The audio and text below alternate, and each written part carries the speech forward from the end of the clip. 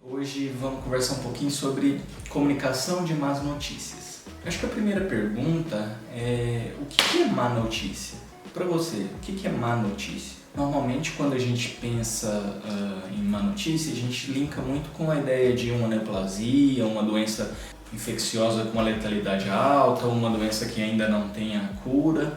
Mas será que é só isso que a gente fala, que a gente deve nomear como uma má notícia? Bem, o que alguns teóricos dizem é que má notícia é qualquer diagnóstico ou impressão sobre saúde que tem um impacto emocional negativo. Então, o nosso leque amplia bastante aí. A gente pode estar falando de, inclusive, doenças que são muito prevalentes, por exemplo, diabetes, hipertensão, ou mesmo um achado clínico, né? Um exame físico alterado, um exame laboratorial alterado. Então, a primeira coisa é essa compreensão ampliada do que é má notícia, certo? E por que usar a técnica para dar uma má notícia? Que diferença isso faz? Porque a forma que a notícia é dada influencia na forma que a pessoa se adapta a ela.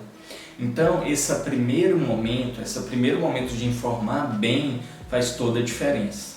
O que foge do empirismo tradicional. A gente geralmente não é treinado a dar más notícias, né? E aí, tem algumas coisas que são importantes para a gente conversar sobre o que fazer, mas também sobre o que não fazer. A primeira coisa, ignorar o fato que a gente vai ter vários encontros com aquele paciente. Essa notícia, a forma de lidar, as informações que vão ser passadas ali, podem ser passadas em mais de um encontro. Outra coisa que não devemos fazer, né? Não trabalhar em equipe. Lembrar que existe uma equipe que pode ajudar a gente nesses momentos. Outro erro comum é passar uma informação, passar uma notícia num linguajar ou de uma forma que não esteja adaptada à realidade daquele paciente. Outro erro comum é dizer que outro profissional vai conversar com ele, que vai dar mais detalhes. Idealmente, a pessoa que transmite a notícia tem que já fornecer alguma informação que faça aquele paciente sair dali com uma segurança maior. Outra coisa importante a ser evitada é dar falsas esperanças. Ser empático não significa dar falsas esperanças, né? É importante que a gente seja sempre claro e honesto intelectualmente com os nossos pacientes. E aí, nessa perspectiva de sistematização, tem um protocolo que nos ajuda a pensar o passo a passo dessa notícia, que é o protocolo SPIKES. Ele ainda não é muito conhecido, mas é uma forma interessante de colocar a notícia para o paciente. Ele envolve 6 etapas, que são as que a gente está mostrando aí na tela para vocês. Vou tentar passar uma por uma para a gente ir conversando. A primeira etapa envolve o planejamento da entrevista, né? Isso envolve questões do profissional, questões do ambiente, questões do paciente. Em relação ao ambiente, será que eu estou num local que garanta a privacidade desse paciente? Um local com pouca interrupção, um local que não tem pessoas estranhas ouvindo, um local que permita a pessoa expressar as emoções ou tirar as dúvidas dela. É muito comum, isso parece tão óbvio, mas é muito comum que a gente veja notícias sendo dadas em locais, por exemplo, corredores, no meio de enfermarias. Será que isso é adequado? Parece que não, né? O ideal é que a gente tenha uma sala reservada para isso ou um local apropriado. Outra coisa, é importante a gente se planejar quanto ao tempo e as interrupções. Eu trabalho com uma equipe que todo momento está me interrompendo. Que tal conversar com essa equipe que eu vou precisar ficar sós com o paciente durante um momento? Isso é outra coisa que a gente tem que se atentar. Um detalhe importante sobre o paciente é: será que ele quer estar acompanhado ou não? Geralmente pessoas próximas, pessoas importantes ligadas à notícia, são bem-vindas, desde que o paciente obviamente queira. E essa é uma pergunta importante a se fazer. Quanto ao ambiente, outra coisa importante é geralmente sempre que possível sentar, ficar num local mais acolhedor com o paciente, isso também costuma ajudar. E fundamental, conecte-se com o seu paciente. Tenha uma conexão com o seu paciente, olhe no olho, escute e execute todos os outros passos que a gente vai falar aqui agora. Então, etapa 2. Avaliando a percepção do paciente. É a percepção. O ideal é que nesse momento a gente faça perguntas abertas com o objetivo de entender o que ele já sabe sobre aquilo. Por exemplo, perguntas tipo, olha, o que já foi dito sobre o seu quadro até agora? O senhor lembra o motivo de que esse exame foi solicitado? O que o senhor compreende da razão dessa solicitação?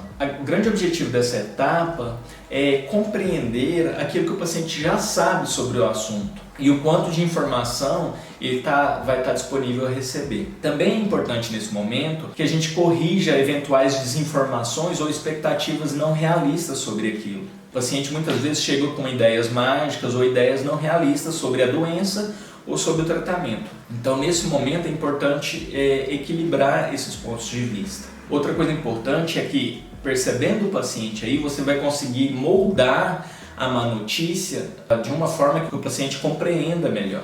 E aí a gente parte para uma terceira etapa, que é obtendo o convite do paciente. O quanto será que o meu paciente deseja saber? O senso comum diz que as pessoas querem saber tudo ou que algumas pessoas não querem saber nada. A verdade é que a gente só vai ter essa resposta se perguntar para o paciente. Então, antes de dar uma notícia, seria interessante perguntar para o paciente o que ele gostaria de saber sobre aquilo. Por exemplo, o senhor gostaria de toda a informação sobre isso ou o senhor queria só um esboço dos resultados e que a gente passe mais tempo discutindo o tratamento? Outra coisa a se lembrar é que essa etapa pode ser feita inclusive na solicitação de um exame. Quando eu for dar a notícia para o senhor do resultado desse exame, como é que o senhor espera receber essa notícia? Então, compreender o quanto o paciente quer saber nesse momento pode ser importante para a gente dar a notícia de uma forma mais adequada. Etapa 4.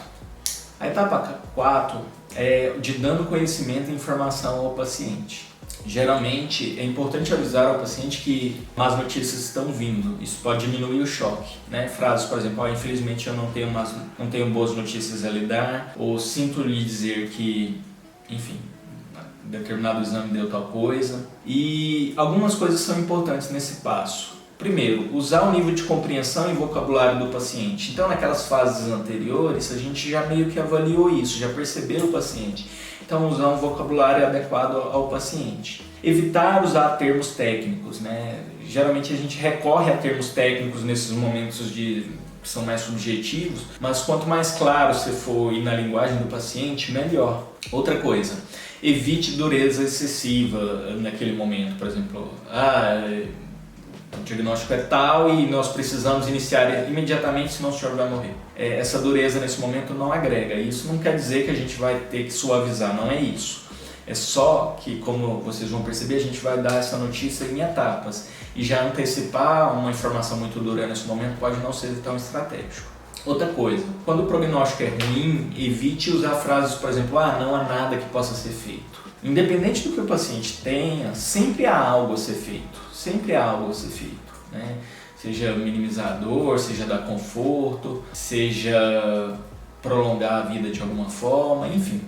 Então evite frases como essa, não há nada mais do que fazer. São frases a serem evitadas. Outra coisa, nessa etapa ainda é importante que a gente evite algumas coisas, eufemismos, né? É uma massinha, é uma inflamação, uma infecçãozinha.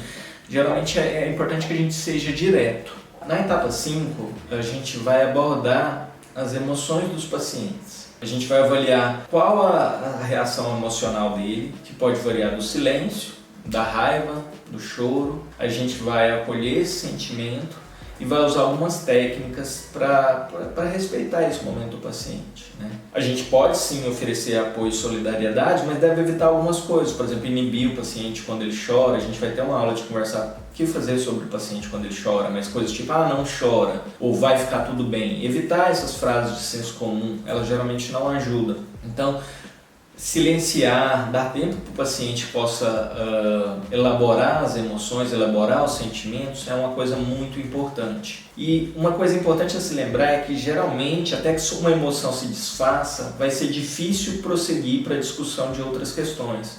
Então o ideal é que a gente espere aquela emoção diminuir, ou o paciente ter um tempo em relação àquilo, para depois a gente conseguir falar sobre outras informações. Também o médico pode usar respostas afetivas e reconhecer sua própria tristeza. sei lá, também é possível que a gente use frases tipo, olha, infelizmente não é a notícia que eu queria ter te dado. Frases também, tem o seu tempo, estaremos juntos. Quando o senhor quiser tirar alguma dúvida, estou aqui ao seu lado. Essas são frases que podem ser usadas. E aí, por fim, finalizando essa etapa, a gente parte para sumarizar o que foi conversado, né? A estratégia e o resumo, que seria a etapa 6. Por que é importante a gente fazer isso? Porque geralmente quando o paciente tem um plano claro para o futuro, ele tem menor probabilidade de se sentir ansioso e inseguro. Então é importante que o paciente saia daquela consulta seguro sobre o que ele deve ou não fazer. Antes de discutir também um plano de tratamento, é importante perguntar para o paciente se ele está disposto a discutir aquilo naquele momento. Por exemplo, não, doutor, eu prefiro discutir isso amanhã ou no final da tarde, eu quero conversar com a minha família primeiro. Enfim, esse é um direito. É importante saber se ele está realmente disposto a discutir aquelas questões de tratamento naquele momento. Apresentar opções de tratamento uma vez que ele concorde é uma boa coisa. Mostrar que muitas vezes ele pode ter mais de uma opção ou pode ter mais de um tratamento. E por fim, compartilhar responsabilidades na tomada de decisão com o paciente. O que eu, profissional, posso fazer, o que você, paciente, deve fazer. Dividir as responsabilidades nesse momento é outra coisa que ajuda bastante. Essas 6 etapas, como foram ditas, elas ajudam a tornar esse momento menos traumático para o paciente e pode influenciar na adesão e como o paciente vai adaptar aquilo. É claro que não existe uma receita de bolo, muitas vezes a gente não vai usar todas essas etapas, porém, boa parte das vezes elas poderão ser usadas. Então é isso. O importante agora talvez seja revisar, dar uma lida no material, ir treinando no dia a dia, executar cada uma dessas etapas e aprimorando. Um abraço.